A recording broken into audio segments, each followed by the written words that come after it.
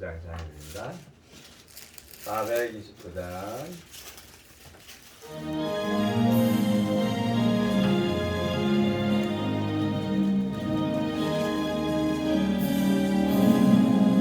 갈 길 멀고 밤은 깊은데 빛 대신 주 저번향 집을 향해 가는 길 비춰소서. 내가 가는 길 다 알지 못하나 한 걸음씩 늘 인도하소서. 이전에 방탕하게 지낼 때 교만하려 맘대로 고집하던 이제인 사소서. 내 지은 죄 다 기억나시고 저 뜻대로 늘 주장하소서.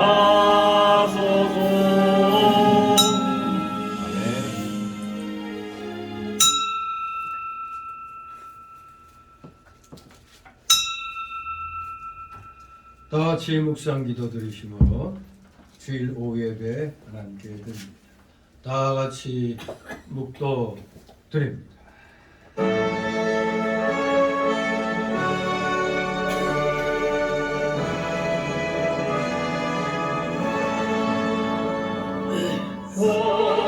성부성자와 성령 찬송과 영광 돌려보내세.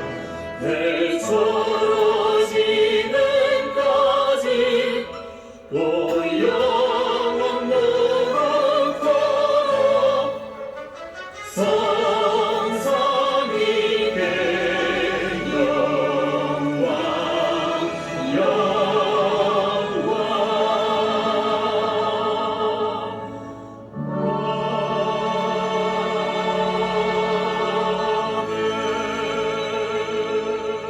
나 여호와가 너를 항상 인도하여 마른 곳에서도 내 영혼을 만족해 하며 네 뼈를 경고케 하리니 너는 물된 동산 같겠고 물이 끊어지지 아니하는 샘 같을 것이라. 아멘.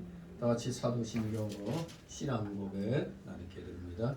전능하사 천지를 만드신 하나님 아버지를 나라 믿사오며 그 우리 아들 우리 주 예수 그리스도를 믿사오니 이는 성령으로 잉태하사 동정녀 마리아에게 나시고 본디오 빌라도에게 고난을 받으사 십자가에 못 박혀 죽으시고 장사한 지 사흘 만에 죽은 자 가운데서 다시 살아나시며 하늘에 오르사 전능하신 하나님 우편에 앉아 계시다가 저희로서 산 자와 죽은 자를 심판하러 오시리라. 성령을 믿사오며 거룩한 공예와 성도가 서로 교통하는 것과 죄를 사하여 주시는 것과 몸이 다시 사는 것과 영원히 사는 것을 믿사옵나이다. 아멘. 다같이 찬송가 273장 부르신 후 이 시간을 위해 박소승 권사님 기도 인도하십니다. 273장.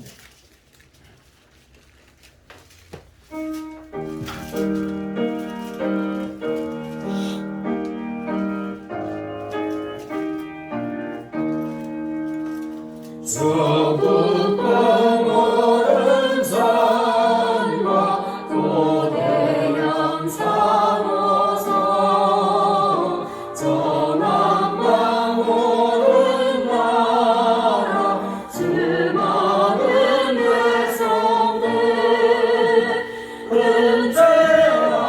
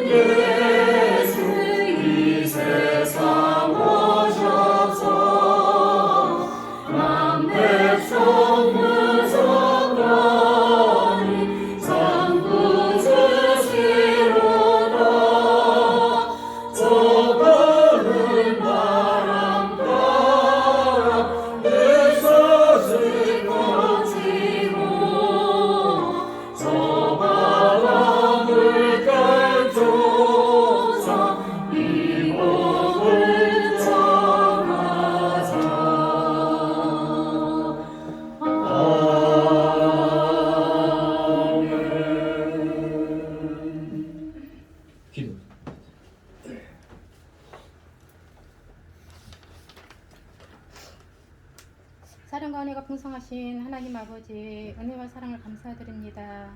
우리가 무엇이간데 하늘보다 영광을 버리시고 낮고 찬한 우리를 위하여 육신을 입고 이 땅에 오셔서 십자가의 피 흘리심으로 우리를 구원하여 주시고 하늘의 소망을 갖게 하심을 감사드립니다. 우리는 이렇게 크고 크신 사랑을 입었건만 우리 자신을 돌아볼 때에 내 욕심과 고집과 또 내 중심적인 삶으로 주의 영광을 가릴 때가 많았음을 고백드립니다. 주님 용서하여 주시옵소서. 이 시간 주의 보혈로 깨끗게 하여 주시옵시고 우리의 속 사람이 변화되어 늘 청결한 삶 또 충성하고 봉사하며 이웃을 돌아볼 줄 아는 믿음의 사람이 되게 주님 인도하여 주시옵소서. 우리 성교회를 향하신 하나님의 크신 사역이 있을 줄 압니다. 우리 성도들을 통하여 열매 맺기를 원합니다.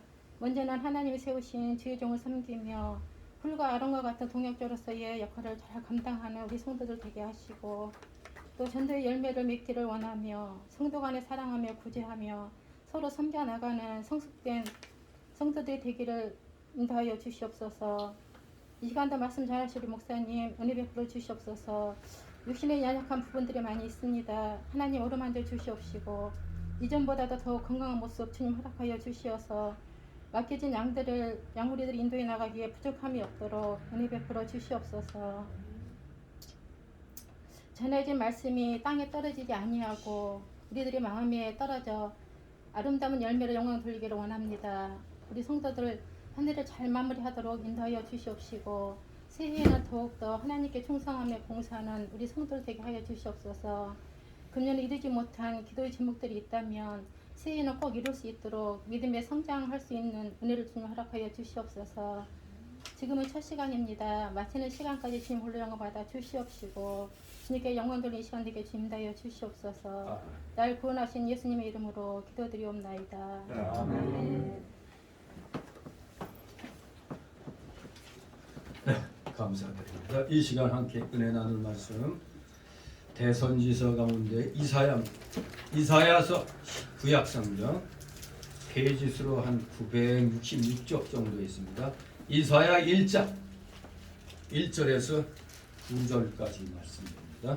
이사야 1장 1절에서 9절까지 찾으셨습니까? 교대로 있습니다. 이사야 1장 1절 유다 왕 우시아와 요담과 아하스와 히스기야 시대에 아모스의 아들 이사야가 유다와 예루살렘에 대하여 본 이상이라. 하늘이여 들으라, 땅이여 귀를 기울이라. 여호와께서 말씀하시기를 내가 자식을 양육하였거늘 그들이 나를 버렸도다. 소는 그 임자를 알고 나귀는 주인의 구유를 알건만은 이스라엘은 알지 못하고 나의 백성은 깨닫지 못하는도다 하셨도다. 슬프다 범죄한 나라여, 허물어진 백성이여, 행어의 종들, 행위에 학대한 자식들이로다. 그들이 여호와를 잃으며 이스라엘의 거룩한 자를 만홀히 여겨 멀리하고 물러가도다. 너희가 어찌하여 매를 더 맞으려고 더욱더욱 패역하느냐. 온 머리는 병들었고 온 마음은 피곤하였으며 발바닥에서 머리까지 사는 것이 없이 상하는 것과 터진 것과 새로 맞은 흙덕분을 그들을 짜며 싸매며 기름으로 유하게 함을 받지 못하였도다. 너희 땅은 황무하였고 너희 성읍들은 불에 탔고 너희 토지는 너희 목전에 이방인에게 삼켰으며 이방인에게 파괴된 같이 황무하였고 또 시온은 포도원의 망대같이 원동하게 상징막같이 여호사인 성같이 겨우 남았도다. 다같이 9절 만군의 여호와께서 우리를 위하여 조금 남겨두지 아니하셨다면 우리가 소돔 같고 고모라 같았었으리라. 아멘.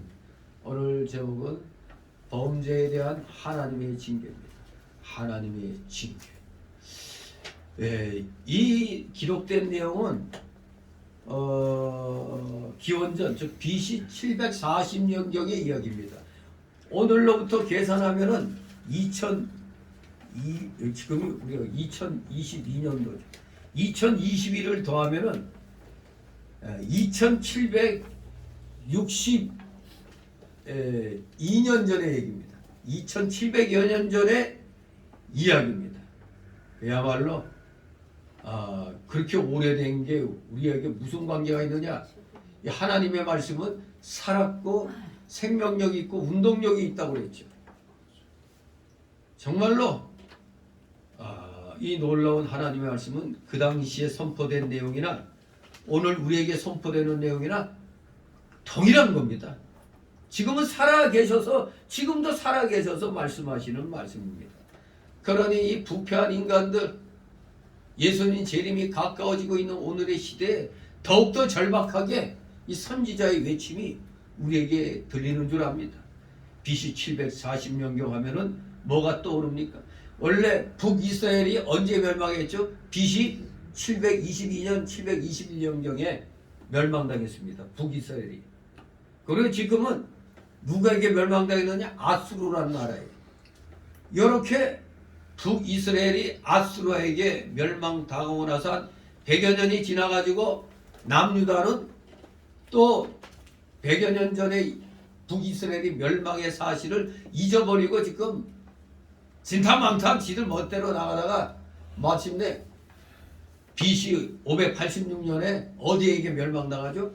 바벨론에게 멸망을 당하는 겁니다. 정말로 이 지구의 역사 속에서도 현대의 역사에서도 지금 200 몇십 개국이 지금 되어 있지만 사실 그 전에 여러 나라가 또 없어졌어요. 합병되고 뭐 이런 식입니다. 또 어느 나라가 언제 또 없어질지 몰라요. 여러분들이 세계사에서 항상 체코슬로바키아 이렇게 배웠죠. 근데 체코슬로바키아가 체코하고 슬로바키아로 나눠질지 누가 알았겠어요. 이 유고 연방도 마찬가지죠. 아무튼 이 세계 역사는 쉴 틈 없이 변하고 있어요. 그렇기 때문에 이 이사야서가 BC 740년경에 이 내용이 이제 선포가 된 건데 요 당시에 그 시대 상황을 알아야 돼요. 이 당시에 그 국제 상황과 이 국내 상황을 잘 알아야 됩니다.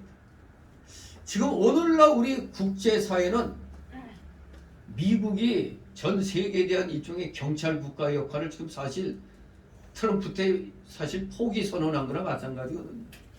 그러다 보니까 일종의 이 세계가 미국에 의해서 좀 관리되다가 미국이 손 떼는 바람에 이 세계는 정글 시대로 돌아갔어요. 정글 시대. 이거는 뭡니까? 힘 있는 자만 살아남는 그 시대로 바뀌었다 이거예요. 지금은 그래서 국제 정세가 정글 시대입니다. 정글 시대. 그 국제학에 능통한 그 이충근 박사, 그 사랑제일교회 장로인데 여러분도 시간 나면 이충근 박사의 그런 국제 정세 같은 걸 유튜브를 통해서 들으면은 상당히 참 이 양반이 그 깊은 걸 알 수가 있어요. 국제 정세에 대해서. 바로 그 양반도 얘기했듯이 지금은 정글 시대라는 거예요. 정글 시대. 그러면 이 약육강식의 시대라 이겁니다. 그런데 이사야 당시에도 그 대외 정세를 보니까 서로 먹고 먹히는 시대였어요. 그 당시에 이 이사야가 이 유다의 그 앞으로의 그 멸망을 지금 선포하고 있는데 이미 이때는 북이스라엘을 아수르가 멸망시킬 때만 해도 아수르는 아주 강대한 나라였어요. 그런 아수르도 세월이 흐르니까 시들시들해집니다. 쇠퇴에 가던 그 아수르가 다시 한번 이제 시들시들하다가 급속하게 이 세력을 확장하게 되는 계기가 소위 말하는 디글랏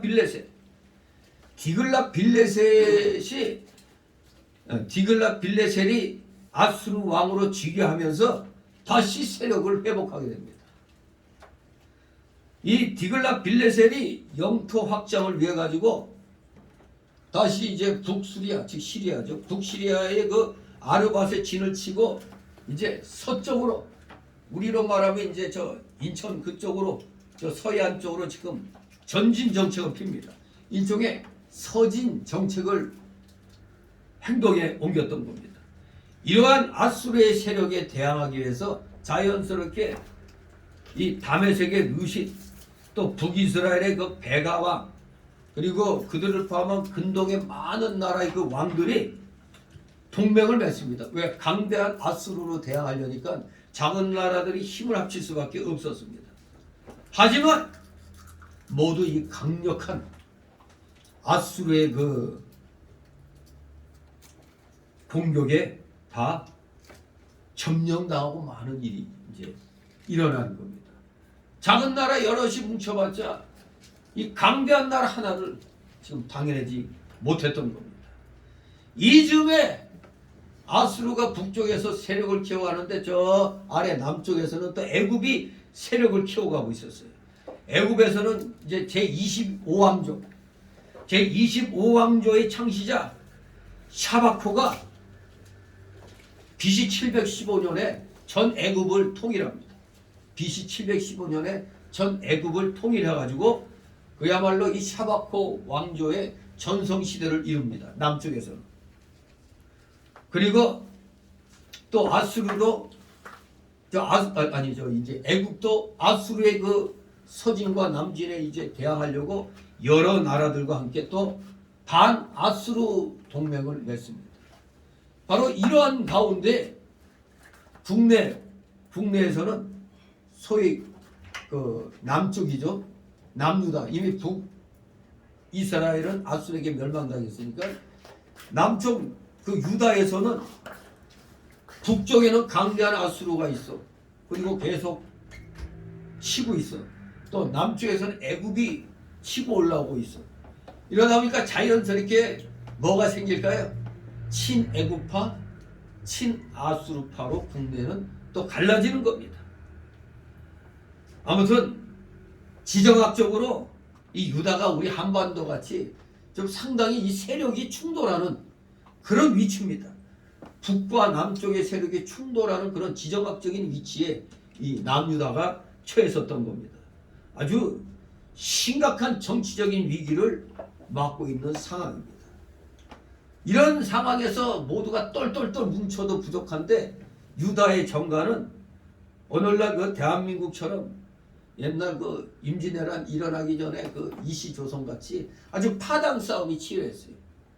친아수르파, 친애굽파 등으로 나뉘어가지고 파당 싸움을 했고 또 거기에다가 하나님의 진노를 불러일으킨 게 유다의 여러 그 왕들, 그 유다의 열왕들이 우상 숭배를 장려하고 있었어요. 기가 막히죠.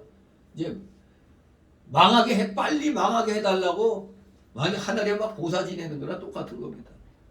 그야말로 우상 숭배를 장려하는 등 여호와 신앙이 아주 극도로 타락해져가는 그런 상황이었습니다. 그러니까 망하지 않을 수가 없는 그런 상황이 된 겁니다. 그러나 그 중에는 다 타락한 왕만 있었던 게 아니에요. 히스기야 왕같이 정치 종교개혁에 정성을 쏟은 왕도 있긴 있었습니다. 이러한 대내외 정세 속에서 계속되는 그 죄악의 범람함을 이사야 선지자가 목도를 합니다. 그래서 BC 586년에 이루어질 그 예루살렘의 함락을 지금 미리 바라보면서 아니 이미 성취된 것처럼 지금 여기면서 예언을 하는 겁니다. 하지만 또 한편으로는 이러한 함락 예언으로 말미암아 절망에 빠진 남은 자들, 우리 소수의 오늘날 말하면 소수의 기독자들을 위해서 멸망의 예언과 함께 회복의 예언 또한 선포되고 있는 것이 이 이사야서의 그 내용인 것입니다. 그런데 보면 온갖 죄악이 범람한 것을 보게 됩니다. 히스기야 왕 통치의 그 중간 시대에 팽배해 있던 그 유다의 죄악성이 이사야 선지자를 통하여 아주 다 까발라지고 있는 겁니다. 지금 철저하게 고발됨과 동시에 그 죄악의 결과로 닥쳐올 무서운 심판이 예언이 되어 있는 겁니다. 이 당시 북왕국 이스라엘은 이미 아수르에 의해서 BC 722년, 721년에 완전히 멸망당했고, 그리고 여기 남유다도 아수르의 침략을 받아가지고 간들간들했어요. 많은 사람들이 이미 포로로 아수르에게 끌려갔고 예루살렘만 마치 외로운 섬처럼 고도처럼 그렇게 남아 있었던 그 상황이었어요. 아주 남유다는 물론 나중에 바벨론에게 멸망당하지만 이때만 해도 아수르의 침략으로 인해서 남유다도 그냥 간당간당했던 겁니다. 그 일종의 백척 간부에 서 있었던 겁니다. 이 당시에도. 아무튼 이러한 역사적 상황 속에서 이사야 선지자는 유다에 대한 하나님의 책망과 함께 구원의 메시지를 동시에 선포하고 있는 겁니다. 멸망과 함께 구원의 메시지를. 아무튼 오늘 이 내용들을 보면은 먼저 이사야서가 토탈 66장까지 되어 있잖아요. 이사야서가 마치 구약과 신약 성경 합한 것처럼 되어 있다고 말씀드렸죠. 즉 이사야서 보면 1장에서 39장 구약이 몇 권이라고요? 39권이라고 그랬죠. 그러면 신약은 27권. 9구 단을 외시다 3구는 27. 39 더하기 27 했더니 66. 이사야 선지자가 딱 이사야 선지서가 66권이 되어 있어요. 바로 39장까지는 구약에 해당이 되고 이제 40장부터는 40장에서 66장은 신약이 27권에 해당되는 그러한 아주 묘한 그런 연관성을 갖고 있는 겁니다. 아무튼 이러한 통렬한 신앙 타락에 대한 통렬한 책망이 가해진 다음에도 그런 가운데서도 구원을 약속하시면서 회개를 촉구하는 하나님의 그 피 어린 사랑이 이 1장에서부터 소개되고 있는 겁니다. 그 하나님의 피 어린 사랑이 소개되기 전 먼저 유다의 비참해진 상황에 대한 비탄의 내용이 오늘 9절까지 소개되고 있는 겁니다. 그냥 까닭없이 망하지 않습니다. 이런 이유가 있었던 겁니다. 타락을 해가지고 망하지 않을 수가 없었던 그런 상황이 지금 이사야 66장까지 다 소개되기 전 맨 먼저 서론적으로 이렇게 소개되고 있는 겁니다. 그래서 오늘 이 내용은 세 단락으로 내용으로 나눈다면 첫 번째 단락은 1절 3절로 하나님을 거역한 이스라엘, 두 번째 단락으로는 내용적으로 4절 하나님을 떠난 이스라엘의 행위, 세 번째 단락으로는 5절 9절 하나님께 범죄한 이스라엘에 대한 하나님의 징계와 긍휼하심, 이렇게 세 단락으로 나누어서 살펴보도록 하겠습니다. 자, 먼저 하나님을 거역한 이스라엘 1절 있습니다. 유다와 부사와 요담과 아하스와 시스기야의 시대에 아모스의 아들 이사야가 유다와 예루살렘에 대하여 본 이상이라. 아멘. 여기 1절에 언급된 유다 왕이 4명이죠. 우시야, 여담, 아하스, 히스기야. 요 네 왕의 이 제기간이 이사야 선지자의 그 사역 기간인 BC 740년에서 BC 690년경과 일치하고 있습니다. 요 네 왕의 제의 기간이 이사야 선지자의 사역 기간과 일치한다는 겁니다.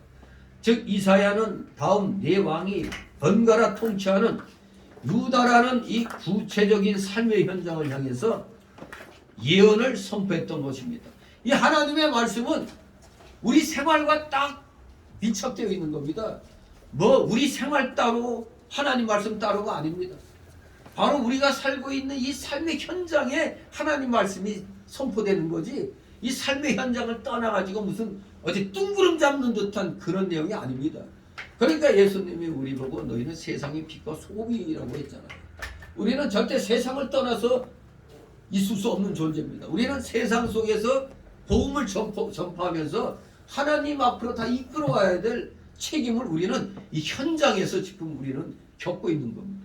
그러니 이 현장의 삶의 상황이 우리 기독교인에게 그대로 와 있는 거지, 이거하고 무슨 동떨어져 가지고 혼자 거룩한 척, 그건 중불이나 하는 얘기입니다. 우리는 생활 속에서 맞부딪히면서 하나님 말씀을 실천해야 되는 겁니다. 그거를 우리 한국교회 목사들은 잊고 맨날 경건하고 거룩한 것만 찾아요. 우리의 거룩과 경건은 이 현장에서 나와야 되는 겁니다. 현장에서 불의와 싸우면서 하나님의 의를 선포하고 많은 사람들, 깨닫지 못하는 사람들에게 복음을 전하면서 올바른 길로 이끄는 그야말로 살이 타고, 아주 처참하게 표현하면 살이 타고 피가 튀는 이 삶의 현장에서 우리는 구원받은 자로서의 삶을 사는 겁니다. 현장을 떠나서는 기독교는 존재하는 게 아닙니다. 현장에서 존재하는 겁니다. 세상에서 존재하는 겁니다. 자, 이렇게 삶의 현장을 향해서 예언을 선포했던 것입니다. 아무튼 이 네 왕에 걸쳐서 유다에서 예언하면서 활동한 선지자가 이사야 선지자다 이겁니다. 근데 이 시대에도 선지자들이 또 있었어요. 호세아 선지자도 있었어요. 미가 선지자도 있었습니다. 그런데 이 이사야는 네 왕의 재기관과 거의 일치하지만은 호세아나 이사야는 좀 사역 기간이 달라요. 호세아 선지자는 이사야가 사역하는 그 전기 앞부분, 앞 시대에서 예언했고, 미가는 이사야 선지사역의 그 후기 부분에서 예언을 했던 사람입니다. 그러니까 누가 많이 예언 사역을 했어요? 이사야 선지자가 무려 약 한 54년간을 사역을 했던 겁니다. 유다와 예루살렘에 대하여 본 이상이라. 그렇습니다. 하나님께서 이사야에게 유다와 예루살렘에 대한 이상을 먼저 보여주시고 그 다음에 열방에 대한 예언을 13장에서부터 24장까지 이렇게 선포를 합니다. 이상이라고 여기 번역되어 있는데 히브리어로 하존이라는 단어인데 계시 또는 예언을 의미합니다. 이상이라고 번역한 이 단어는 계시 또는 예언을 의미하고 있는데, 꿈이나 추상적인 자극을 통하여 마음에 아예 인지되었던 그 장면, 내 마음에 이거구나. 일종의 오늘날에 뽀하면 뇌피셜 그렇게 해야 되는데, 자기 머릿속의 생각을 공식적으로 자기가 만드는 거예요. 자기가 선언하는 거예요. 그래서 보면은 저 순 자기 뇌피셜로만 얘기해. 내 생각을 갖다 바로 오늘날 좌파들이 거짓말로 딱 꾸며가지고 말하는 게 다 뇌피셜이에요. 좌파들의 뇌에서 나온 뇌피셜이에요. 그게 그저 자기들 생각을 갖다 이렇게 될 것이다, 아니 이렇게 됐다고 아예 가정을 해가지고 진짜같이 막 퍼뜨리잖아요. 그런 것과는 좀 다르지만 이사야는 이렇게 완전히 각인돼 있어요. 하나님께서 성령의 감동으로 직접 마음에 인지시켰던 겁니다. 그런 장면이 이상이라는 거예요. 그러니까 보인 거죠. 쉽게 말하면 자기 눈앞에 싹 보인다는 거죠. 이 말은 이상은 유형적이거나 시간적인 지각작용을 포함하기는 하지만서도 사실 구약시대는 주로 꿈이나 환상이나 감각이나 통찰이나 상상 등과 같은 마음에 떠오른 그 시각적인 상을 또 가리키기도 하죠.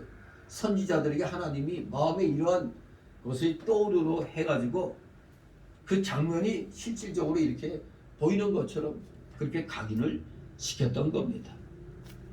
아무튼 구약시대는 하나님의 계시한 방법입니다. 꿈이나 환상, 이상 이런 게 한 방법이죠. 아무튼 이사야 선지자는 유다와 예루살렘에 대해서 하나님이 계시해 준 그것을 지금 선포하고 있는 겁니다. 2절 있습니다. 하늘이여 들으라, 땅이여 귀를 기울이라. 여호와께서 말씀하시기를 내가 자식을 양육하여거늘 그들이 나를 거역하였도다. 아멘. 하늘이여 들으라, 땅이여 귀를 기울이라.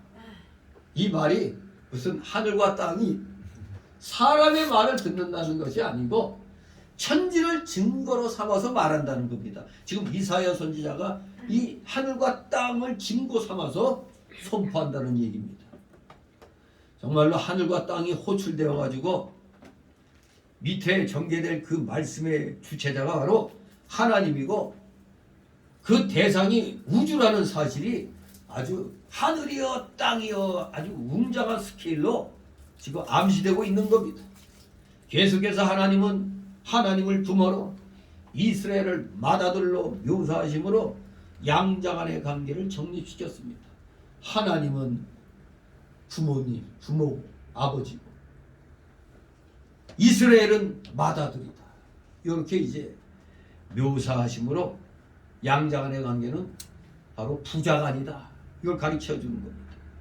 여기서 우주의 주인이신 하나님이 땅과 하늘을 중재자로 삼아서 이스라엘의 죄를 책망하신다는 사실에 우리가 유의해야 됩니다.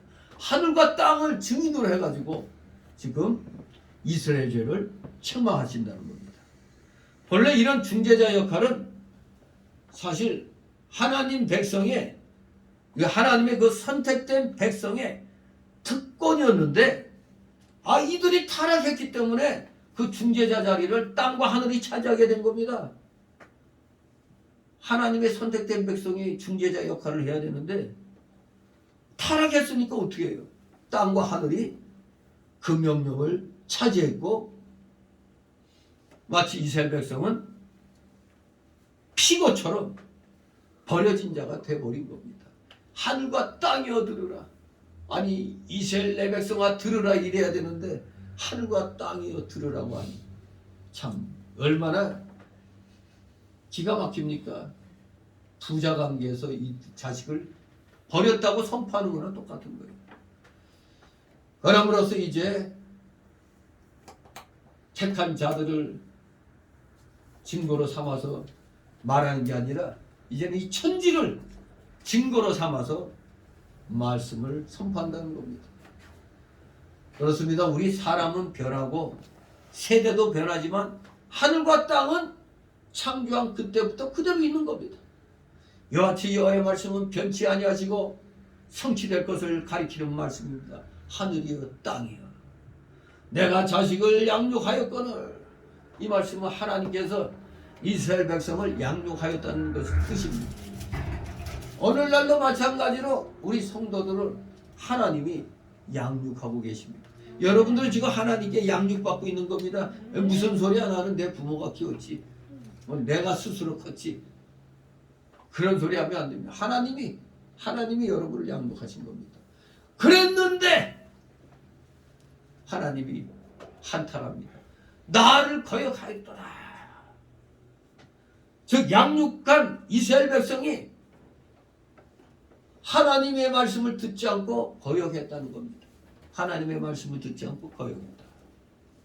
사람 사이에도 자기가 양육한 자들이 거역할 때는 가슴이 아프죠. 내가 저놈을 키웠는데, 아니 세상에서도 스승이 제자를 잘 키웠는데 제자가 배신을 해. 그럼 얼마나 스승 입장에서는 기가 막히겠어요. 하물며 하나님이 양육한 이스라엘이 하나님께 배은망덕하였으니 하나님께서 얼마나 섭섭하실까요? 오늘날도 우리가 하나님 말씀대로 살지 않으면 하나님이 이렇게 섭섭해 하신다는 걸 우리가 잊으면 안 되겠습니다. 3절 있습니다.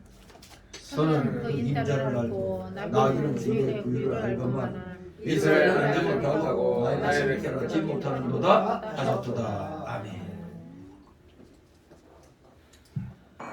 소는 그 임자를 알고 나귀는 그 주인의 구유를 안다고 했습니다. 그 집안의 개와 고양이 또한 주인을 알죠. 주인이 오면 반가워할 줄 알죠. 그리고 요새 그 풍자한 게 있죠. 개버린 놈. 옛날에 두통치통에는 개버린이라고 그랬죠. 그걸 이용해서 개버린 놈, 두통 일으킨다고 그렇게 또 선전하는데, 그 풍산개가 처음에 딱 그 주인으로 인식하면은 끝까지 그 주인만 따른다는 거예요. 그런데 그 개를 버렸다는 게 또 자기 돈으로 키운 것만으로도 고마워할 줄 알라는 헛소리나 해야 되고, 국가에서 이걸 키울 돈을 줘야 되는데 안 준다고 해서 버린 거 아니에요. 외국에서는 그게 아주 괴상한 그 가십거리가 됐나 봐요. 세상에 그들은 반려견이라고 마치 가족까지 생각하는데 어떻게 그걸 버려서 그들의 그 타이틀에 주라고 딱 뜬대요. 주 동물원. 어떻게 반려견이 집에 안 있고 가족과 같지 않고 동물원에 있느냐 이거. 정말 국제적인 망신을 그 개 때문에도 그냥 지금 시키고 있습니다. 아니 이 갓난애 때부터 갓난 그 어린 강아지 때부터 키웠으면은 우리도 그 뭐야 저 아끼는 거 뭐 있으면 그거 잃어버리면 얼마나 그거 속상해. 또 이제 막상 강아지 키워본 사람들은 그거 못 버린다고 이게. 아 그 진짜 똑같아요. 똑같아. 사람 새끼 키운 거나 똑같아요. 그런 마음이 들어요 그냥. 그래서 나도 전에 우리 강아지 뭐였죠? 저쪽 의료기 할 때 조그만 강아지 은총이. 그 진짜 마음이 아파요. 그때 좀 여기 키울 수 있는 땅 여기만 있어도 거기다 개집 갖다 놓고 할 텐데 거의 남의 집에 데려다 주고 올 때 진짜 그때 마치 우리가 한결이 데려다 주고 올 때 같은 그런 느낌을 받았어요. 눈을 못 보겠더라고. 그냥 딴 데 보고 이렇게 왔는데 근데 말이 저 개버린 놈은 저거 뭐예요? 집안의 개와 고양이도 주인을 알고 주인 오면 반가워하잖아요. 이렇게 짐승도 주인을 아는데 어떻게 된 게 하나님 백성인 이 이스라엘 백성은 말이에요. 자신들을 인도하시고 길러주시는 하나님을 잘 알지도 못하고 깨닫지도 못했어요. 이스라엘 백성들이 그저 입술로만 하나님 안다고 섬긴다고 하고 있습니다만 그 심령은 멀리 떠나 있어요. 하나님 여기 계신데 저기 보고 자꾸 얘기하고 있어요. 무상숭배자들하고. 하나님을 진정을 하면 절대 하나님 바로 섬기지 않을 수가 없어요. 바로 알면 이거 안 돼. 오늘 주일이니까 이거 안 돼. 주일이기 때문에. 근데 아직도 이 주일의 중요성을 모르는 사람들이 있어요. 지금 아예 주일 개념이 깨졌습니다. 이건 목사들 책임이죠. 목사들이 하나님 앞에 아마 큰 책망을 들을 얘기입니다. 주일 성수에 이걸 갖다 깨트린 장본인들이 목사란 말이에요. 목사. 교인 많다고 1, 2, 3, 4, 5, 6, 9로 나누다 보니까 아무 때나 한 번 와서 드리면 그걸로 주일 성수같이 만들어 버린 장본인이 바로 목사들이거든요. 아무튼 절대 하나님을 올바로 깨닫고 알고 있다면 바로 섬기지 않을 수가 없고 말씀 순종하지 않을 수가 없습니다. 여러분 양잿물 먹으면 죽을까요? 살까요? 야 여기 한 10억을 갖다 놨어. 양잿물 저거 한 사발만 마시면 이거 10억 줄게. 마실래 안 마실래 여러분? 아니 10억 있으면 뭐예요? 내가 저거 먹고 죽으면 저거 누구 거가 돼? 남의 거가 되는데 알면 안 먹죠. 이게 독약이라는 거 알면은 절대 죽어도 안 먹어요. 먹으면 죽는데 이게 들어가면서 안에 이게 장기가 다 녹아버리잖아요. 그냥 살 수가 없잖아요. 진실로 독약을 알면은 죽는 줄 알고 안 먹어요. 목말라 죽게 된 자는 무슨 일이 있어도 샘물을 찾아 마시게 되는 겁니다. 여러분 마치 우리가 배고파 죽겠다 하면은 배고프면 항상 뭔 일을 하더라도 빨리 뭐 먹어야지 그 생각 하잖아요. 먼저 먹을 것부터 먹어야 다음 활동을 할 수가 있잖아요. 그런데 하물며 하나님을 안다는 자들이 말로만 안다고 그러고 건성건성 딴짓만 하고 있어요. 참으로 하나님을 거역한 이스라엘 백성들의 이 모습이 오늘날 우리 대한민국 기독교계에 내에서도 그대로 보여지고 있는 겁니다. 저게 기독교인이 맞나? 난 크리스찬이지 뭐 저거는. 기독교인 아니야. 말로만 기독교지. 자, 하나님을 거역하니까 이들의 행동이 어떻게 나올까요? 바로 4절에 그야말로 패역한 모습이 나옵니다. 하나님을 떠난 이스라엘의 적나라한 행위가 4절에 기록되어 있습니다. 4절 있습니다. 슬프다 범죄한 나라 어그러진 백성이요 행악의 종자여 행위가 부패한 자식 그들이 여호와를 버리며 이스라엘의 거룩한 자를 마무리 여겨 멀리하고 물러갔도다. 아멘. 슬프다.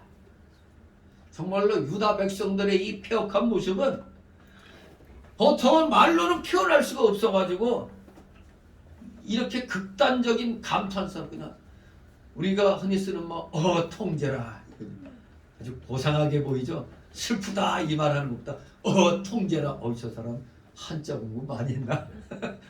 통제라 슬프다 아주 말로는 표현할 수 없어갖고 극적인 감탄사로 그 타락성에 대한 묘사를 슬프다 이렇게 시작하고 있습니다. 이는 깊은 슬픔을 전달하고자 할 때 언어보다도 울음이 먼저 터져나오는 것과 같습니다.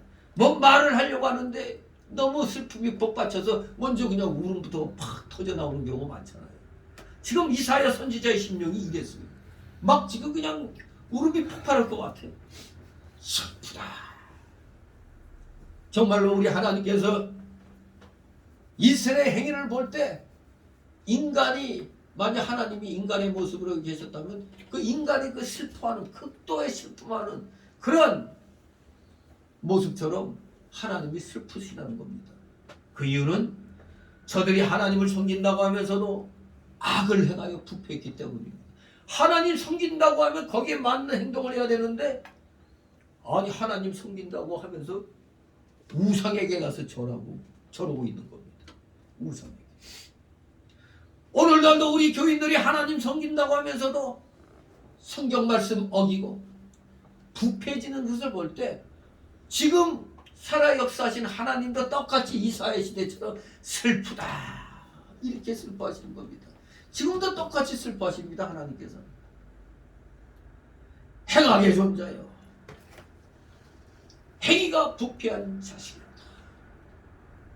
이스라엘 백성이 대대손손 악을 이어서 행해왔기 때문에 부패한 자식이라고 했고 그 종자가 악하다고 했습니다. 이스라엘 백성이 말과 의식적으로는 아주 대단히 하나님 잘 섬기는 것 같습니다. 말로는 뭘 못하겠어요. 말로는 3장 8절에 보면 행실로 배반했다고 그랬어요. 행실로 하나님 섬긴다고 하면서 우상에게 가서 절하고 하니까 행실로. 또 29장 13절에 보면은 마음으로부터 또 하나님 떠났다고 그랬어요. 이미 그 겉은 하나님 성기 말을 하는데 속에는 우상이 자리 잡고 있는 거예요. 마음으로부터도 하나님을 떠난 겁니다. 이게 끝장난 거죠. 마음이 떠나니까 행실이 나올 리가 없습니다. 이스라엘 백성들이 하나님께 그저 겉으로는 굉장히 열심히 제사 드립니다. 열심히 제사 드렸어요. 하지만 마음이 하나님을 떠나서니 껍데기로만 하나님을 섬긴 겁니다. 그저 껍데기가. 히브리서 11장 6절에 믿음이 없이는 기쁘시게 못하나니 하나님께 나아가는 자는 반드시 그가 계신 것과 또한 그가 자기를 찾는 자들에게 상 주시는 이심을 믿어야 할지니라 그랬습니다. 상 주시는 이심을 믿어라. 또 한편으로 이스라엘 백성들은 하나님을 경외함으로 섬겨야 되는데 지금 도리어 거꾸로 그냥 무서운 하나님 같이 생각하고 제대로 섬기지 않았습니다. 두렵고 떨리고 섬겨야 되는데 말로만 아이고 하나님 하면서 행동에 옮기지 않은 겁니다. 정말로 이미 이들의 심령에선 하나님은 떠난 지 오래입니다. 창세기 8장 21절에 보면 우리 모든 인간은 나면서부터 악하게 났다고 그랬어요. 원죄를 안고 나오잖아요. 원죄. 로마서 7장 13절에는 전적 부패 타락 무능력한 자라고 말씀하고 있어요. 전적 타락. 타락했으니까 부패해갖고 능력이 안 나오는 겁니다. 그러니까 전적 타락 부패 무능력은 한 탓으로 같이 가는 거예요. 같이. 타락 부패 무능력. 성도가 성령을 힘입어 중성한 영으로 살지 않고 육신대로 살면 당연히 죄를 짓게 되고 거룩하신 하나님을 만월히 여기는 그런 어리석은 언행 심사를 하게 돼 있습니다. 이로 인하여 우리 하나님께서는 진노하시고 심판을 하시는 겁니다. 마지막 세 번째 달라고 5절 9절 범죄한 이스라엘에 대한 하나님의 징계와 긍휼하심입니다. 하나님의 징계와 긍휼하심. 5절이 있습니다. 너희가 어찌하여 은혜를 더 많이 주려고 더욱더욱 배역하느냐. 온 머리는 병들었고 온 마음은 피곤하였으며. 아멘. 범죄한 이스라엘 백성에게 여러 가지 징계가 내려왔습니다. 정말로 이 기독교 역사만 보지 않고 전 세계 그냥 모든 역사를 보더라도 우리 성도가 범죄하면은 어느 시대나 여러 가지 징계가 내려옵니다. 여러 가지 징계가 내려옵니다. 개인적으로나 또 가정적으로나 교회적으로나 국가적으로 우리 성도가 잘못하면 징계가 내려오는 거예요. 바로 오늘날 대한민국에는 성도들의 그 잘못으로 그 죄악으로 이 국가적인 징계가 임한 겁니다. 지금 우리나라는 국가적인 징계가 임했어요. 임하고 있어요 지금. 그러니 이거를 이제 지금 떨궈내는 작업을 해야 되는 겁니다. 이제는 저주 대신 복이 내리도록 지금 바꾸는 단계에 있는 겁니다. 여기에 목사들이 아직도 정신 차리지 못해가지고 허접한 평화 이 얘기만 하고 말이에요. 인권, 평화 뭐 이따위 소리만 해대고 있어요. 하나님 뜻에 어긋난 자들에게 무슨 인권이 있고 무슨 평화가 있어요. 무슨 저 동성애자 저런 자들에게 무슨 인권이 있어요. 그들은 스스로 인권을 포기한 사람들입니다. 마음대로 성을 바꾸고 트랜스젠더 자기들은 억울하다 하소연하겠지만 아니에요. 하나님의 명을 지금 다 거역하고 있는 겁니다. 하나님이 천부적으로 그렇게 주셨으면 그런 줄 알아야지. 그걸 자꾸 인위적으로 조절하려고 해요. 미친 것들 아닙니까? 아니 어린애들한테 성적 감정을 느끼는 그 소아성애 이것들에게 인권이 있어요? 이건 썩은 자들이 아닙니까? 이거는 마귀 새끼들이에요. 마귀에게 그냥 천도된 자들이에요 다. 근데 그런 자들에게까지 인권이니 뭐냐는 지금 대한민국이 이상하게 된 게 저 에이즈 환자들을 자기 돈 안 내고 국가적으로 치료해줘. 물론 뭐 전염 방지하는 차원에서 이렇게 국가가 간섭한다지만 다른 나라 같은 데는 자기 돈 내고 다 치료해야 돼. 그러니 이건 뭐든 우리나라에 이상하게 죄를 져놓고 큰 소리 쳐 죄인이. 죄를 져놓고도 큰 소리 치는 그러면 큰 소리만 치면 꼼짝 못해. 뭐 이런 거지 깡갱이 같은 이런 일이 일어날 수가 있어요. 이러니까 국가적으로 지금 징계가 와 있는 겁니다. 어둠의 그림자가 모든 영역에 지금 쫙 깔려 있습니다. 저는 그걸 봤기 때문에 우리나라가 탄핵 때부터 이거 큰일 났다 이거 나라가 뒤집어지겠다 지금 생각하면은 그때부터 광화문 집회 있을 때마다 거의 빠지지 않고 토요일 집회 나갔어요. 영하 10몇 도 떨어져서 진짜 엄청나게 추울 때도 그냥 오바 뒤집어 입고 나갔어요. 그러다가 귀마개를 하나 딱 샀는데 이거 귀마개 했더니 왜 이렇게 따뜻해? 진짜 몇 년 동안 그렇게 했는데 그때는 저뿐만 아니에요. 거기 나오는 사람 혼자 다 통탄한 거지. 이 나라가 왜 이렇게 망해가나. 어떤 목사는 수원에서부터 와가지고 눈물 흘리는 목사도 있어요. 어찌 나라가 이 모양인데. 정말로 정말 이 통탄할 노릇입니다.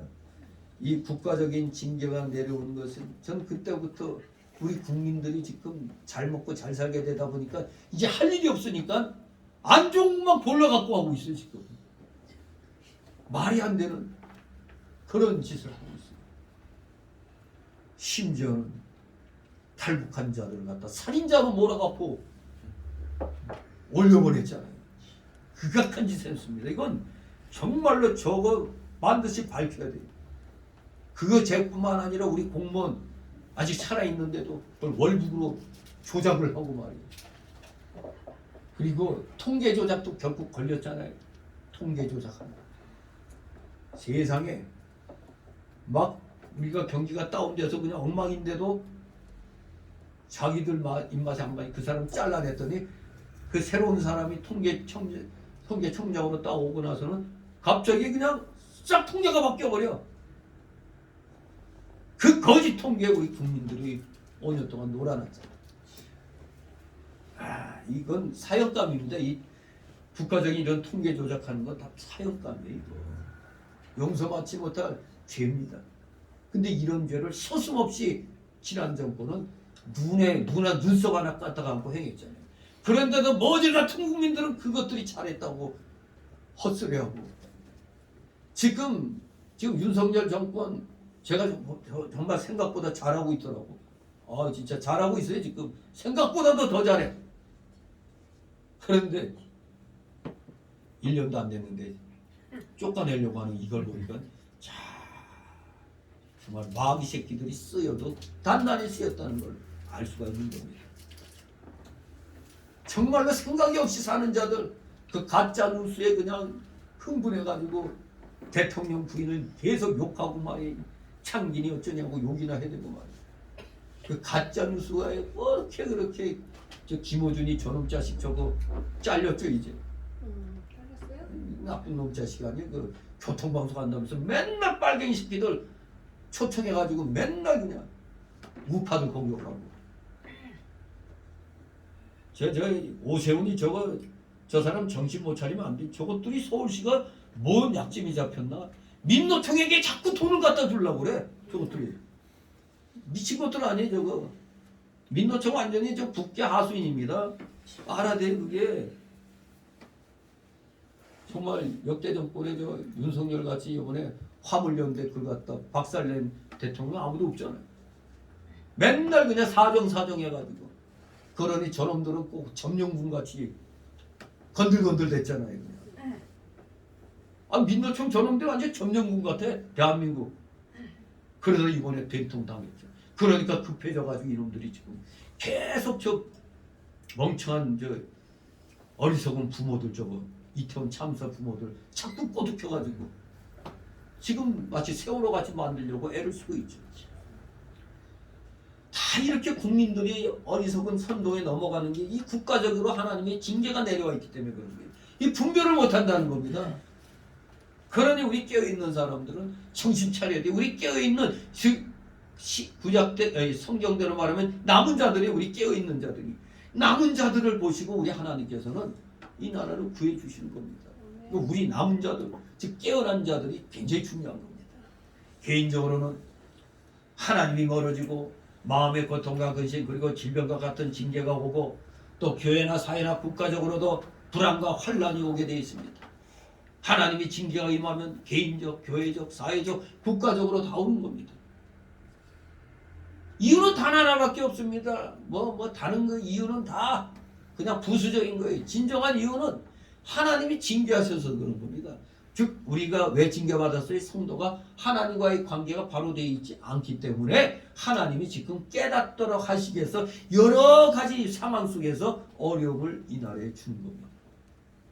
그걸 알아야 됩니다. 여러분 제가 맨 처음에 새만금 저 태양광 저거 잘못된 거라고 얘기해도 맨날 그냥 태양광에서 돈 벌었니 뭐니 해가지고 할 때 저는 제가 전공이 토목 아니에요. 토목과 요새는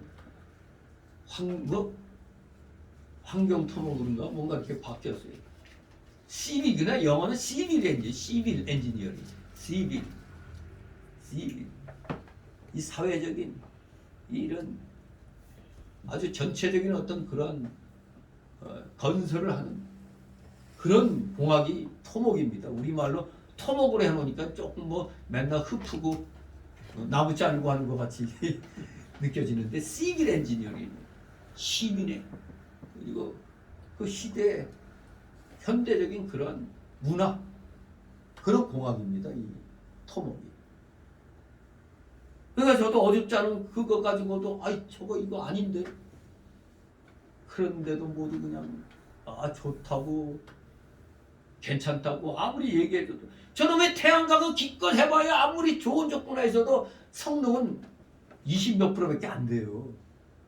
그러니까 들어간 돈이 조금 들어갔으니까 뭐 괜찮다 하지만 그러나 장래를 생각하면 저 완전 비효율입니다. 비효율.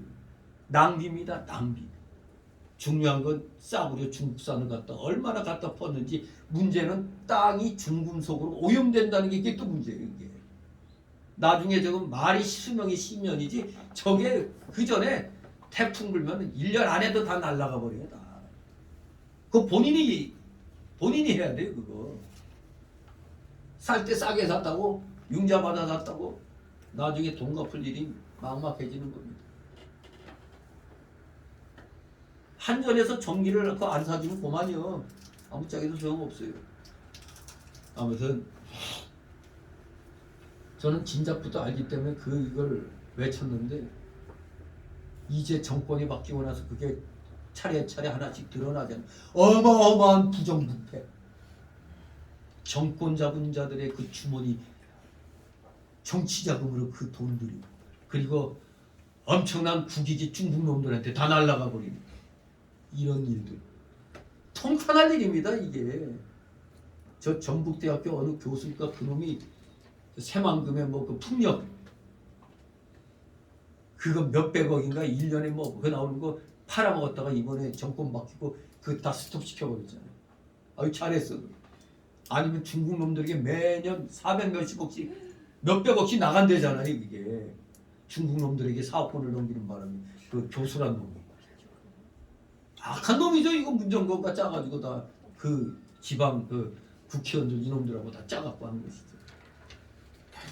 정말로 이 모든 것들이 다 하나님이 주시는 징계에 오는 겁니다. 즉 우리 성도들이 교회 내에서 올바른 말씀으로 살려고 하지 않고 맨날 복 받아라 뭐 해라 이상한 짓만 계속 해대고 기복주의로 맨날 세상적으로 해놓으니까 하나님이 진노하실 수밖에. 그렇게 배우니까 다 세상적으로 타락하게 되는 겁니다. 그냥 모양만 무늬만 기독교인이죠. 무늬만 칼라만 기독교인이에요. 칼라만 속은 다 썩었어. 첫째 원인이 바로 그겁니다. 하나님과의 관계가 바로 되어 있지 않기 때문에.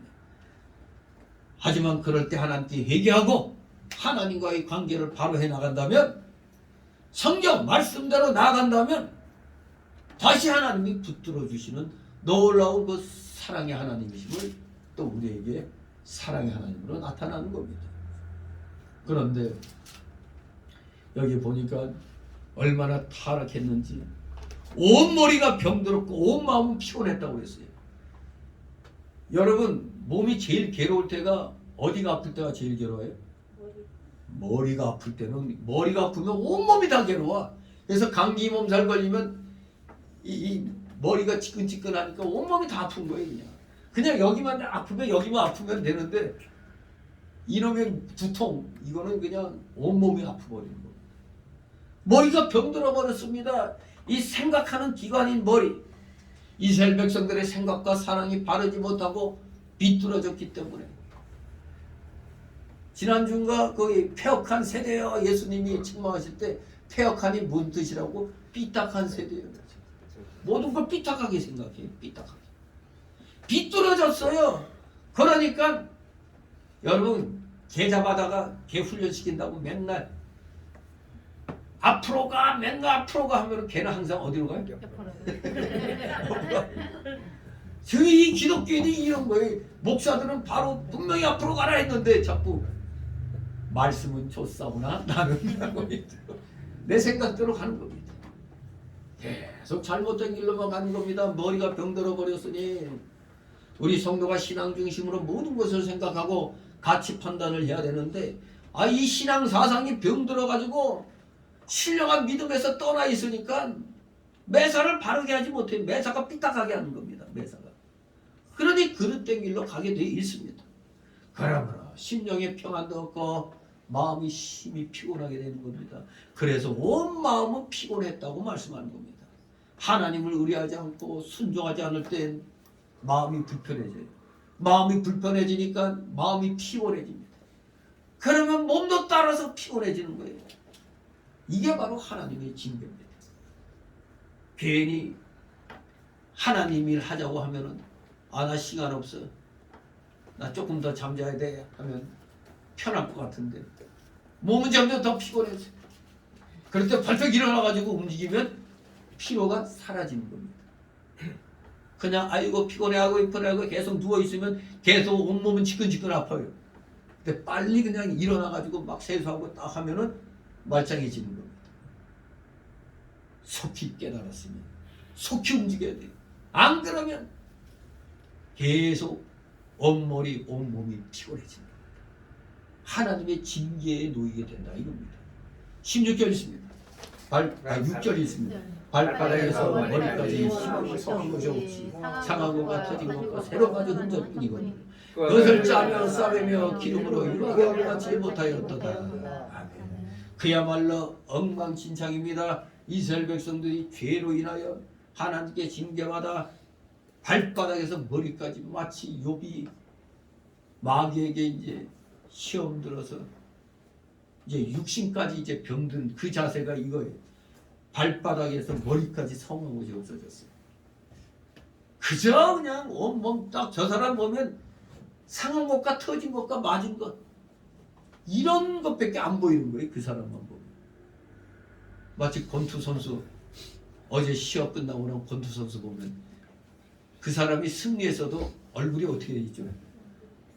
상대방 선수는 허수아비가 아닌 다음엔 자기도 같이 맞거든요.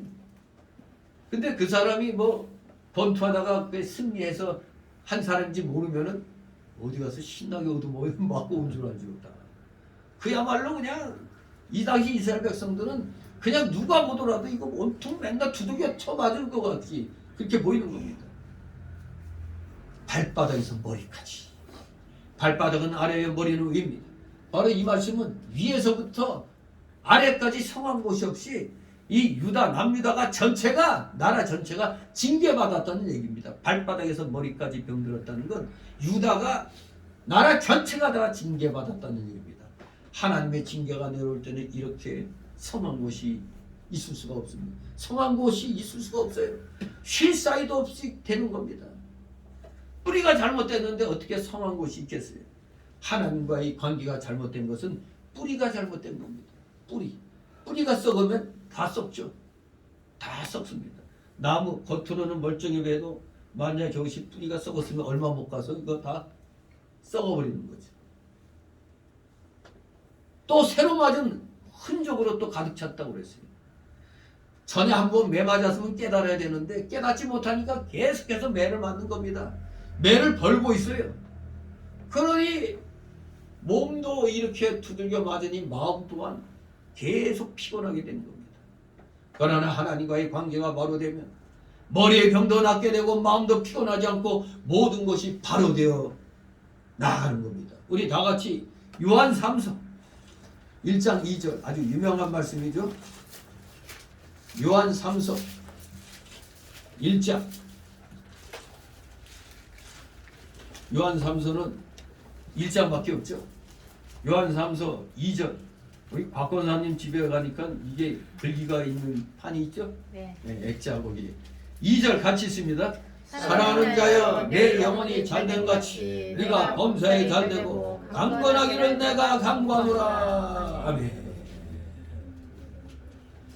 이게 순복음에서는 삼중복음이라고 가르치는데 그것보다도 우리가 예수 믿으면 영혼이 구원받죠. 내 영이 구원받으면 내 영이 잘 될 수밖에 없어요. 내 영이 잘 되면 당연히 범사의 일도 잘 풀려요. 그러면 신나니까 몸도 강건해지는 겁니다. 그러니까 구원받으면 이게 그냥 선박자로 오는 겁니다. 선박자로. 진실로 하나님과의 관계가 바로 되면 이렇게 놀라운 복을 받게 되는 겁니다. 머리에 병도 낫게 되고 마음도 피곤하지 않고 모든 것이 바로 되어 나가는 겁니다. 강건하게 되는 겁니다. 그러면 하나님의 징계를 받을 때 혹시라도 내가 하나님과의 관계가 잘못되지 않았는가, 내가 처음 믿음 처음 사랑을 잃어버리진 않았는가, 내가 참으로 신령으로 하나님을 섬기는 있는 자인가 찾아보면서 우리는 회개하고 바로 서야 합니다. 그 다음에 그 상처난 것을 싸매줘야 되죠.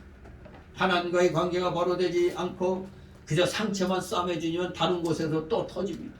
더 큰 문제가 생기는 겁니다. 근본적인 걸 해결해 줘야 되는 겁니다. 그냥 겉으로 터진 상처만 싸매면 다른 데서 또 터지는 겁니다. 근본을 치료해야 됩니다. 그것을 짜며 싸매며 기름으로 유하게 한다. 바로 이것은 징계받아가지고 병난 부분, 고장난 부분, 사고난 부분을 거쳐서 건강을 회복하는 걸 말합니다. 징계받을 때 회개하고 바로 선 다음에는 그 병난 지체와 그 상처를 고쳐주는 것이 중요합니다. 그런데 이스라엘 백성은 회개도 안 하고 그 상처를 고침 받으려고도 하지 아니하니 얼마나 부패할 대로 부패했느냐 이겁니다.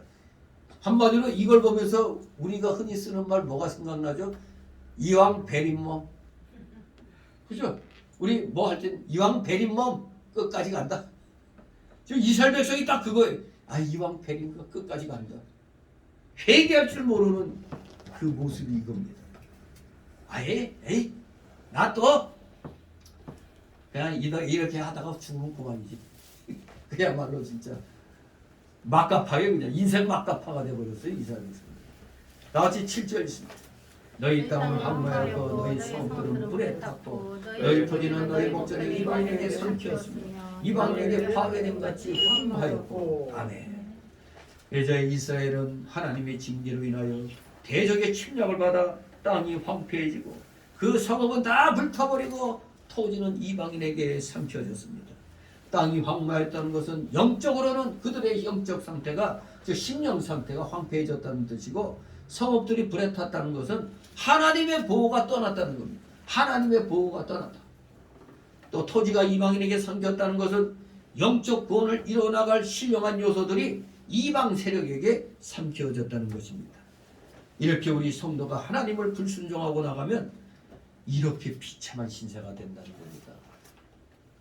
지금 교회에 나오지 않고 세상으로 돌아다니고 이름만 어디 가면 나 기독교인이요 하면서 예배도 안 드리고 죄를 범하면서 하는 이런 사람들은 바로 이 7절 말씀같이 되는 겁니다. 황무해지고 불타고 이방인에게 삼켜지고 이방인에게 파괴된다 이겁니다. 비참하게 되는 겁니다. 예수 믿다가 내 멋대로 나가는 사람들 비참하게 되고 나서야 다 잃고 나서야 그나마 그래서 깨닫고 돌아오면 그것도 다시 시작하는 거니까 괜찮은데 아예 이왕 베린 몸 끝까지 간다 끝나는 겁니다.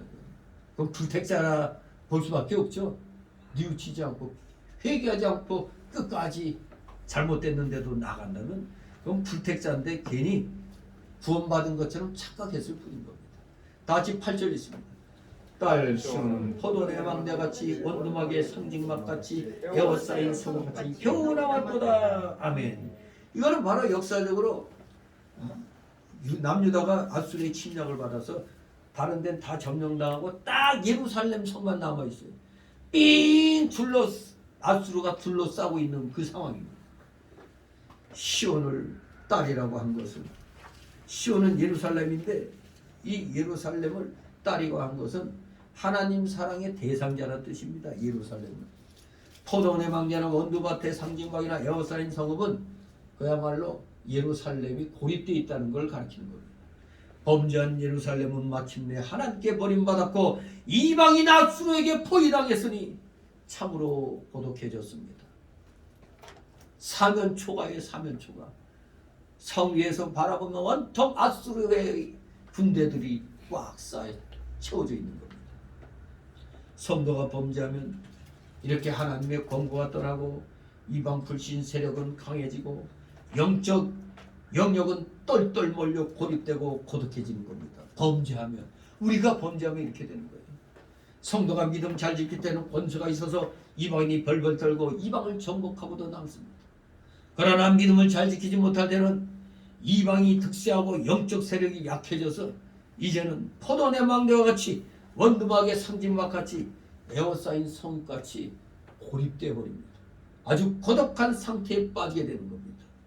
그러나 우리 성도의 가정을 생각해 볼 때 우리의 성도가 가정에서 믿음을 잘 지키면 영적 권세가 있어요. 그러면 믿지 않는 식구가 그 영혼과 빛에 눌려가지고 두려워하고 존경합니다. 그러나 믿음을 잘 지키지 못할 때는 불신 세력이 득세합니다. 그래서 그 성도를 압제하기 때문에 포도내 망대같이 원두밭의 상징막같이 에워싸인 성읍같이 그 가정에서 고립당하게 돼요. 믿음을 제대로 못 쓰면은 그런 꼴이 나는 겁니다. 무시하죠. 아, 이거 너런 게 무슨 기독교이냐? 그렇게 무시당해요. 지키려면 똑바로 지켜야 돼요. 똑바로 지키면 무시 못합니다. 그러나 어느 때는 지켰다가 어느 때는 안 지키고 하면 야, 너 저번에도 그랬잖아. 야, 오늘 교회 가지 말고 이거 해. 그렇게 나가는 겁니다. 무시당해요. 그럴 때 성도는 원통이 회개하며 처음 신앙을 찾아야 되는 겁니다. 성도 개인도 중생한 영으로 영적 신앙의 길, 즉 영이 사는 길을 나아갈 때는 날마다 육신의 부패성을 누르고 마음과 육신을 잘 다스릴 수가 있습니다. 그러나 영적 생명의 역사가 중단되면 육신의 세력이 강해져 가지고 그 세력에 중생한 영이 고립을 당합니다. 그래서 속으로만 안타까워하며 마음과 육신을 능히 제어하지 못하는 마음은 원인으로 그냥 몸이 따라가지 않아 그런 상태에 빠지는 겁니다. 마찬가지로 교회도 그래요. 개인적으로 마찬가지로 교회도 하나님을 두려워하고 하나님 중심과 하나님 말씀에 벌벌 떨고 그대로 순종할 때는 능력이 나옵니다. 그러나 말씀에서 떠나고 하나님을 가까이 하는 것이 약해지면 인본주의가 들어와서 득세하고 신령한 성도의 세력은 에워싸인 성같이 되어서 아무 힘도 못 씁니다. 그래서 하나님의 생명의 역사와 시운동은 중단하게 돼요. 교회 예배당은 큰데 교인은 많은데 생명이 없고 맨날 그냥 인본주의로 가득 찬 그런 교회가 되는 겁니다.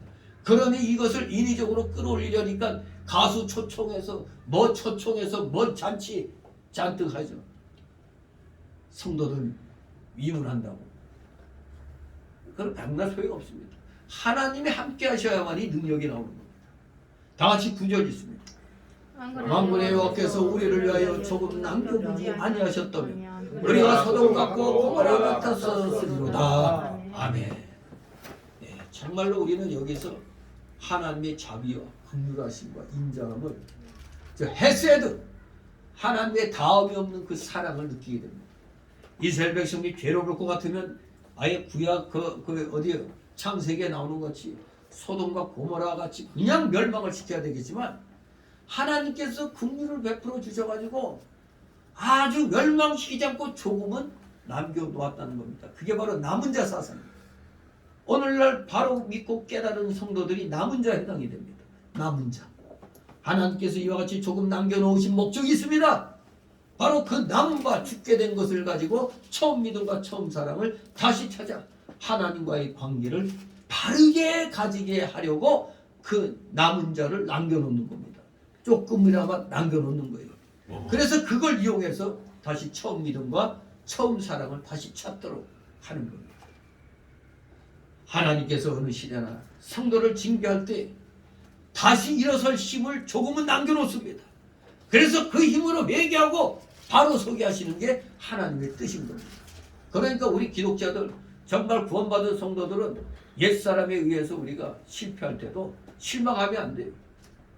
반드시 중생한 영을 끄집어서 힘을 내게 해가지고 회복을 해야 됩니다. 그러므로 우리 성도는 아무리 큰 징계 가운데 있다 할지라도 반드시 회개하고 일어설 수가 있는 겁니다. 그야말로 우리 기독교인에게는 절망은 없다. 옛날 라디오 시대 때 아주 인기 있던 방송 프로그램이죠. 절망은 없다. 제가 그 어릴 때도 그거 아주 재밌게 많이 그 라디오 통해서 들었어요. 근데 라디오 통해서 들어도 꼭 텔레비 보고 이 장면이 어른거리는 것 같았어 그때는. 근데 지금 아예 텔레비를 보니까 뭐 또 실감 난다고 볼 수 있지만 어쩌면 라디오로 들을 때가 더 상상의 나래를 펴게 되죠. 자, 이렇게 우리 성도들은 희망이 있는 겁니다. 하나님은 성도가 바로 서고 회개하고 바로 서는 것을 베드로후서 3장 8절에 보니까 하루를 뭐같이 기다린다? 천년같이 기다리신다고 그랬어요. 하루를 천년같이 기다리신다. 이러한 하나님이십니다. 우리 모두 내가 뭔가 잘못돼 가고 있다 생각하면 빨리 무릎 꿇고 회개함으로 우리는 다시 한번 일어나야 됩니다. 우리 모두 우리 깨달은 자들이 하나님의 은혜로 벌떡 일어나가지고 이 시들시들해진 기독교계의 이 잘못된 이 흐름을 우리가 바로 돌려야 됩니다. 대한민국을 살리는 것은 우리 기독교인들, 남은 기독교인들이 최선을 다했대요. 다시 한번 이 나라를 하나님께서 왕성한 흥황하는 나라로 만들어 주실 줄 믿습니다. 그 책임이 바로 여러분들에게, 우리가 오늘날 바로 깨닫고 있는 성도들에게 책임이 있다는 사실을 기억하고, 거기에 여러분이 또 포함되어 있다는 사실에 감사하면서 하나님께 영광 돌려드리는 삶을 사는 귀한 자들 되시기를 주님의 이름으로 축원합니다. 기도합니다. 거룩하신 하나님 아버지, 은혜를 감사드립니다. 사랑하시는 자녀들, 참으로 하나님의 은혜로 지금까지 살고 있다는 걸 기억하고, 어떠한 일이 일어난다 할지라도 절대 주님의 말씀을 어기는 어리석은 일 행치 않게 없소서. 하루를 천년같이 기다리시는 주님의 뜻을 잘 깨달아 우리도 인내함으로 최선을 다하여 하나님이 기뻐하시는 일, 이 일을 찾아서 스스로 행해 나가는 살아있는 깨어있는 믿음의 용장들 다 되게 하여 주시옵소서. 감사드리며 예수 그리스도 이름으로 기도드리옵나이다. 아멘. 같이 찬송가 412장 412장 찬송입니다.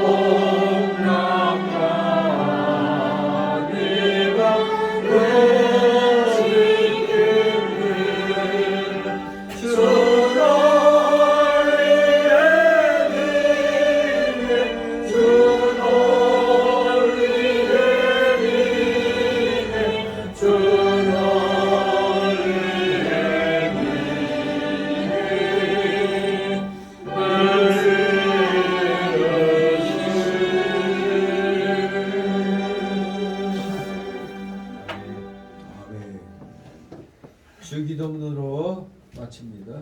하늘에 계신 우리 아버지여 이름이 거룩히 여기시며 나라의 임하옵시며 뜻이 하늘과 같이 땅에서도 이루어지며 오늘날 우리에게 원하는 음식을 주옵시고 우리가 우리의 죄진 자를 사해주고 같이 우리의 죄를 사하여 주옵시고 우리를 시험에 하지 마옵시고 다만 악에서 구하옵소서. 대개 나라와 권세와 영광이 아버지께 영원히 있사옵나이다. 아멘.